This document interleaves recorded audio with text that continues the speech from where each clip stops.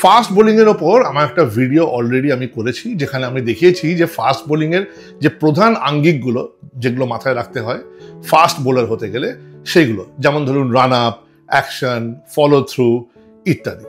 কিন্তু আরেকটা পার্ট যেটা ফাস্ট বোলিংয়ে খুব ইম্পর্টেন্ট, সেটা হচ্ছে এই বলটা, অর্থাৎ এই বলের সিমটাকে। তো মোটামুটি আউটসুইং, ইনসুইং কি হয় না হয় এটা আমরা মোটামুটি জানি, আউটসুইং বাইরের দিকে, ইনসুইং ভেতরের দিকে ইত্যাদি। কিন্তু ম্যাচের সঙ্গে সঙ্গে, উইকেটের সঙ্গে সঙ্গে তাল মিলিয়ে সেই দিনকে আপনি কিরকমভাবে অ্যাডজাস্ট করবেন, আজকে সেটা বলবো। তো দেখুন, আমি যদি একটা আউটসুইং বোলার হই, তো জেনারেলি আমাদের সব কোচেরাই বলেন, আমিও বলেছি সেক্ষেত্রে, যে আউটসুইং বল হচ্ছে আপনি এরকমভাবে ধরছেন, অর্থাৎ এই হচ্ছে সোজা সিম, আপনার বল ফেস করছে ব্যাটারকে, এবং সেইখানে গিয়ে আপনি একটুখানি অফ স্টাম্পের দিকে বলটাকে, মানে অফ স্টাম্পের বাইরের দিকে, অর্থাৎ স্লিপের দিকে, ফার্স্ট স্লিপ সেকেন্ড স্লিপের দিকে আপনি বলের সেলাইটাকে বাঁকিয়ে দিলেন। হাত আপনার সোজাই রইল, হাত সোজা এলো, বলটাকে একটু বাঁকিয়ে দিলেন। ইনসুইংয়ের ক্ষেত্রে আমার মাথায় রাখতে হবে শাইনটা এদিকে থাকতে হবে। এবার যখন ইনসুইংয়ের ক্ষেত্রে চলে গেলাম, বলটা ঘুরে গেল, শাইনটা এবার এদিকে চলে এলো, এবং বলটা তখন ব্যাটারের লেগ স্টাম্পের দিকে যাবে, লেগ স্লিপের দিকে যাবে, এই সেলাইটা, বলটা না সেলাইটা।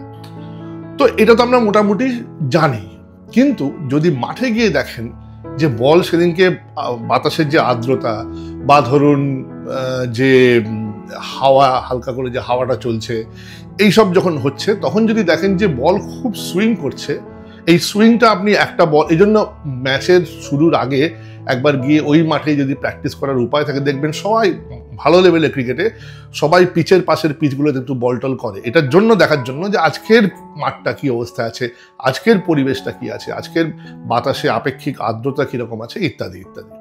তো সেইটা করে দেখা যাচ্ছে যে বল খুব সুইং হচ্ছে। এবার ধরুন আপনার কাছে সেই উপায়টা নেই বোঝার জন্য, যে ম্যাচের আগে ওখানে বল করার উপায় নেই, থাকে না অনেক সময়। তো সেক্ষেত্রে প্রথম বলটা আপনি যা শিখেছেন, যা জানেন, সেই অনুযায়ী বলটা করলেন, করে দেখা যাচ্ছে বলটা মারাত্মক সুইং করে চলে গেল, খুব বড় সুইং হয়ে গেল। তাই বড় সুইং দিয়ে তো আপনার লাভ কিছু হবে না। তো তখন সেক্ষেত্রে আপনাকে সুইংটা একটু কমাতে হবে। ইটস এ গুড থিং যে বলটা সুইং করছে, কিন্তু সুইংটা একটু কমাতে হবে। তো তখন আপনি কি করবেন, যখন দেখবেন সুইং হচ্ছে, তখন আপনি সেলাইটাকে একটু সোজা ধরবেন, এই ট্যাচা করে ধরার দরকার লাগবে না। যখন সুইং হচ্ছে না, বা যখন দেখছেন আপনি প্রথম বলটা তো আপনি এরকমভাবে করেছেন, তাতে যদি দেখেন যে আপনি যতটা সুইং চাইছেন ততটা সুইং হচ্ছে, তাহলে ওটাতেই থাকুন, কোনো অসুবিধা নেই। কিন্তু যদি দেখেন যে এইটুকু ধরাতেই বল অনেকটা সুইং করে যাচ্ছে, তখন লজিক কি বলছে, না আমি তাহলে সেলাইটা তো বাঁকাবো না, সেলাইটা তখন সোজা করব। অর্থাৎ যদি সুইং বেশি হয়, তখন সেলাইটা সোজা করে সুইংটাকে কন্ট্রোলে আনতে হবে। এ তো গেল যখন সুইংটা হচ্ছে বা হচ্ছে না সেই আঙ্গিকে। এরপরে যেটা হচ্ছে, সেটা হচ্ছে বলটা মাটিতে পড়ে পড়ে পড়ে বলটা আস্তে আস্তে সেলাইটা নরম হয়ে যাবে, সেলাইটা দেবে যাবে, ছাল চামড়া উঠে যাবে, যাকে বলি আমরা, শাইন কমে যাবে।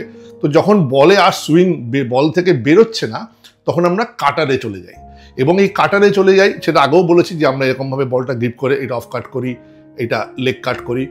কিন্তু ধরুন সেটা আপনি নতুন বলেও করতে পারছেন, বাট কিন্তু এমন একটা সময় এলো যে যখন আপনার এই বলটা আপনি চেঞ্জ অফ পেস করতে যাচ্ছেন, যখন আপনি ওয়াবল সিম করতে যাচ্ছেন, তো ওয়াবল সিমও তাই একই অবস্থা, আপনি ওয়াবল সিমেও এই এই কাজটা করছেন, ঠিক আছে। সো বল পুরনো হয়ে গেলে আপনি তখন কাটে চলে যাচ্ছেন, ওয়াবল সিমে চলে যাচ্ছেন।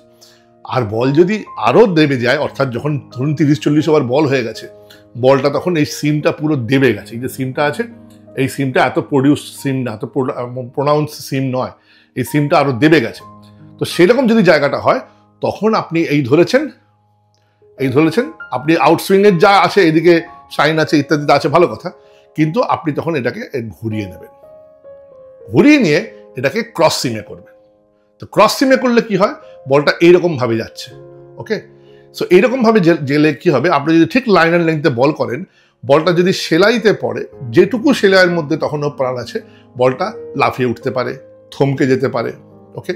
আর যদি বলটা চামড়ায় পড়ে, অর্থাৎ এটা মাটিতে গিয়ে ঘষা লাগে, তাহলে বলটা স্কিড করতে পারে, বলটা লো হয়ে যেতে পারে। সো বলটা পড়ে কি হবে, এটা আপনিও জানতে পারছেন না, আর আপনি যদি জানতে না পারেন, ব্যাটারও জানতে পারছে না। সো এই বলটা পড়ে থমকে উঠতে পারে। তো এখানে সব থেকে বেশি ইম্পর্টেন্ট জায়গা সেটা হচ্ছে যে বলটা কিন্তু একটা গুড লেন্থে করতে হবে। ওই বলটা কিন্তু হাফ ভলি করলে হবে না, কারণ মনে রাখবেন এই বলে কিন্তু কোনো সুইং থাকবে না, কোনো বল কিন্তু হাওয়ায় কোনো চেঞ্জ হবে না। অর্থাৎ যা হবে of the wicket, ball of the wicket পরে বাউন্স করতে পারে, স্কিড করে যেতে পারে, কিংবা একটু সাইড ওয়াইজ মুভমেন্ট হতে পারে। উইকেট থেকে পড়ে। তো সেই জন্য এটা ক্রস সিমে আমরা বল করি। ক্রস সিমে যেহেতু সুইং হয় না, লাইনার লেন্থে বল করাটা খুব একটা কঠিন ব্যাপার নয়। মন দিয়ে করবেন, প্র্যাকটিস করবেন রেগুলার, এবং নেটে এই 3টে বলই কিন্তু প্র্যাকটিস করতে হবে। এটা কিন্তু একদিনে মাস্টার, কোনো কিছুই ভালো জিনিস একদিনে হয় না। ঘন্টার পর ঘন্টা অনুশীলন করে সেটা আপনি করবেন। আর এটা গেল হচ্ছে তাহলে সিম পজিশনটাকে আমরা কিরমভাবে চেঞ্জ করছি to suit with the condition of the ball and the climatic changes and the wicket কীরকম আছে, ক্লাইমেটিক চেঞ্জেস কীরকম আছে, কী অবস্থা আছে, তার সঙ্গে এই সুইংটা ডিপেন্ড করছে, তার সঙ্গে বাউন্স ডিপেন্ড করছে, অনেক কিছু। তো সেই স্থানকাল পাত্র বুঝে আপনি কিরমভাবে চেঞ্জ করবেন আপনার খেলাটাকে, সেটা আমি একটু শিখিয়ে দিলাম। আরেকটা যেটা বলি, অনেকেই আমায় জিজ্ঞেস করেন what is an ideal grip of a ball. What is an ideal grip of a ball? এই আইডিয়াল গ্রিপ অফ এ বলটা, এটা হচ্ছে আবার সেই বলি ব্যাটিংয়ের মতোই, বোলারের একটা ফিলের মতো। অর্থাৎ আপনি আপনার হাতে বলটা কত কমফোর্টেবলি ধরেছেন, কতটা কমফোর্টেবলি ফিল করছেন। তো যদি একটা বেসিক আপনার গাইডলাইন লাগে, তাহলে মনে রাখবেন এই যে বলটা ধরছেন আপনি, এটা যদি বেশি ভেতরে ধরেন তাহলে হাত থেকে কিন্তু একটু লেটে বেরোবে বলটা, আর একটু শর্ট হয়ে যাবে বলটা। তো এইটা হলে হাত থেকে বল লেটে বেরোয় এবং শর্টও হয়। জেনারেলি লেটে বেরোয় কি না বেরোয় it's not a important thing, বলটা কিন্তু শর্ট বল হয়ে যায়। আবার বলটা যদি একটু বেশি বাইরে ধরেন তাহলে কিন্তু বলটা একদম ফ্লাই করে ফুল টস হয়ে যাবে, ওভার পিচ হয়ে যাবে, ফুল টস হয়ে যাবে, অনেক বেশি চলে যাবে।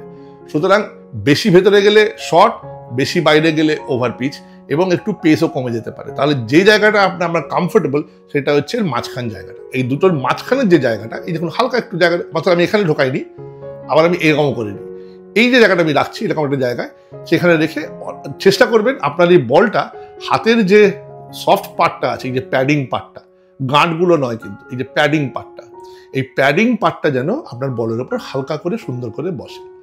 এটা যদি হালকা করে সুন্দর করে বসে, আপনি যদি এই দুটো থাম আর এই রিং ফিঙ্গার দিয়ে তাকে সাপোর্ট দেন, বলটা কিন্তু কমফোর্টেবলি আপনার হাতে আছে।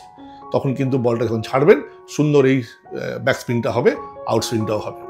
তো মোটটা কথা, মোস্ট ইম্পর্টেন্ট পার্ট হচ্ছে it has to sit in your hand, in your between your fingers comfortably. হ্যাঁ, না টু টাইট, না টু ভেতরে, না টু বাইরে, বেশি ভেতরে না, বেশি বাইরে না, আর বেশি টাইটও না, আবার বেশি লুজও না, একটা হালকা কমফোর্টেবল, যেটা অনেকেই এটা করতে পারবেন, কোনো ব্যাপার না। বলটা ধরে এরকম লুপবেন, দেখুন লুপছি, দ্যাট বিকামস ইউর গ্রিপ, সুন্দর, and that becomes your beautiful bowling grip. That's it for now. আমরা মোটামুটি এখন জেনে গেলাম যে how to comfortably grip a ball, in how to change the grip of the ball according to the climatic changes, pitch changes, and the condition of the ball also. Thank you. Stay tuned for more video like this. Bye.